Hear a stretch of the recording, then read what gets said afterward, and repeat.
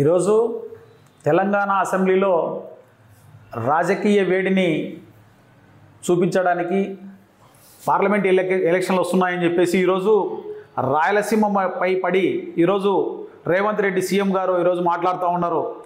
నీళ్ళన్నీ కూడా ఇక్కడికి తీసుకెళ్తున్నారు పోతిరెడ్డిపాడు ద్వారా అని చెప్పేసి అవాస్తవాలను మాట్లాడుతూ ఈరోజు అతనికి అవగాహన లోపంతో మాట్లాడుతున్నాడు.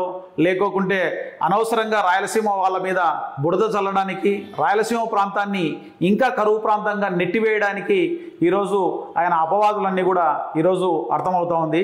ఈరోజు చూస్తే గతంలో ఏ ముఖ్యమంత్రులుగా ఉన్నప్పుడు కూడా ఈరోజు రాయలసీమ ప్రాంతానికి ఉన్నటువంటి శ్రీశైలంలో నికర జలాలుగా ఉన్నటువంటి నీళ్ళకే ఇంతవరకు గతి లేదు. ఆ నీళ్లను ఎప్పుడు కూడా ఏ ముఖ్యమంత్రి కూడా సాధించినటువంటి దాఖలాలు లేవు. ఎందుకంటే అక్కడ శ్రీశైలం ప్రాజెక్టులో దాదాపు 100 టీఎంసీలు పట్టని విధంగా ఈరోజు పూడికి ఏర్పడిందన్న విషయాన్ని ఈరోజు రేవంత్ రెడ్డి గారికి తెలుసో లేదో నాకు అర్థం కావడం లేదు.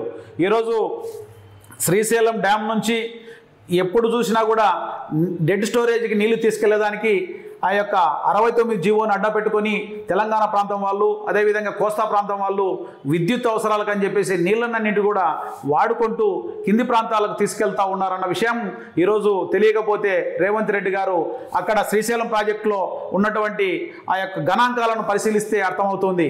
మూర్ఖంగా ఈరోజు మాట్లాడుతున్నటువంటి ఆయన వాదన ఈరోజు కేవలం ఎన్నికల ప్రేరేపణగా, ఈరోజు ఎన్నికల్లో లబ్ధి పొందడానికి ఒకరి మీద ఒకరు బురద చల్లుకుంటూ కేసీఆర్ మీద అతను, కేసీఆర్ గారు రేవంత్ రెడ్డి గారి మీద మాట్లాడుతూ ఈరోజు అందరూ కూడా ఊరి కాలయాపన చేస్తున్నారు. కానీ మీకు ఏమాత్రం చిత్తశుద్ధి ఉంటే ఈరోజు ఐకానిక్ బ్రిడ్జ్ బదులుగా బ్రిడ్జ్ కమ్ బ్యారేజ్ కావాలని చెప్పేసి ఈరోజు ప్రధానమంత్రి గారికి ఈరోజు రేవంత్ రెడ్డి గారు ఎందుకు లేఖ రాయకోకున్నారు?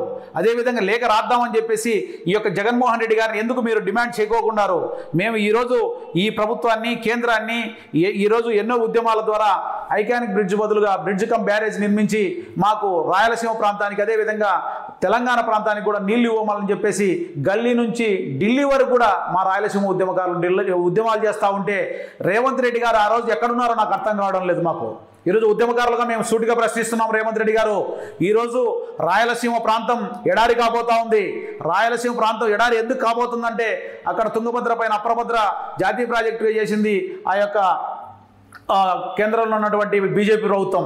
మరి ఈరోజు మీ కాంగ్రెస్ ప్రభుత్వం ఏముంది? మరి దాన్ని ఆపుదల చేస్తాదే? మళ్ళీ చేయడం లేదు. మరి ఈరోజు తుంగభద్ర ప్రాంతంలో నికర జలాలకు మాకు ఇబ్బందిగా తయారవుతూ ఉంది. మరి మీకు ఏమాత్రం చిత్తశుద్ధి ఉన్నా ఈరోజు రాయలసీమ ప్రాంతానికి సంబంధించి ఈరోజు సిద్ధేశ్వర అలుగు దగ్గర ఒక బ్యారేజ్ నిర్మించాలని ఒక ఆలోచనతో ఈరోజు రేవంత్ రెడ్డి గారు ముందు ఈ యొక్క ముఖ్యమంత్రితో చర్చించి జగన్మోహన్ రెడ్డి గారు ఇద్దరు కూడా నిర్ణయం తీసుకొని రాయలసీమ ప్రాంతానికి నీళ్లు ఇవ్వాలని, కానీ మాకు రావాల్సిన నీళ్ళకే గతి లేకపోతే ఈరోజు అక్కడ బొక్కేసుకున్నారు, అక్కడ నీళ్లు తీసుకెళ్తున్నారని అవాస్తవాలు మాట్లాడడం అన్నది చాలా బాధాకరం. ఈరోజు రాయలసీమ ఎత్తిపోతల పథకం నిర్మిస్తే మీకేంటి నష్టం?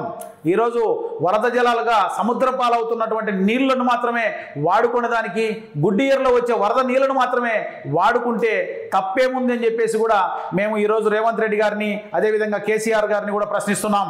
ఈరోజు ఈ ముఖ్యమంత్రి గారు కూడా మెతక వైఖరిని ప్రదర్శించడం వల్లనే ఈరోజు రాయలసీమ ప్రాంతానికి అన్యాయం జరుగుతూ ఉంది.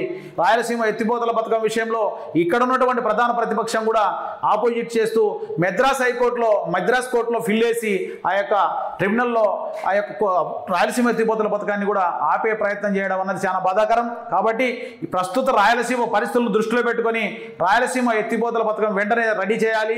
అదేవిధంగా ఐకానిక్ బ్రిడ్జ్ బదులుగా బ్రిడ్జ్ కమ్ బ్యారేజ్ని నిర్మించే విధంగా ఆ యొక్క నేషనల్ హైవేలో భాగంగా నిర్మిస్తున్నటువంటి ఐకానిక్ బ్రిడ్జ్ బదులుగా బ్రిడ్జ్ కమ్ బ్యారేజ్ నిర్మించాలని చెప్పేసి కేంద్రంపై ఈ 2 రాష్ట్రాల ముఖ్యమంత్రులు ఒత్తిడి తేవాలని చెప్పేసి కూడా మేము తెలియజేసుకుంటున్నాం. నా పేరు తిప్పిరెడ్డి నాగార్జున రెడ్డి, రాయలసీమ యునైటెడ్ వెట్స్ ఉద్యమ నేత. జై రాయలసీమ.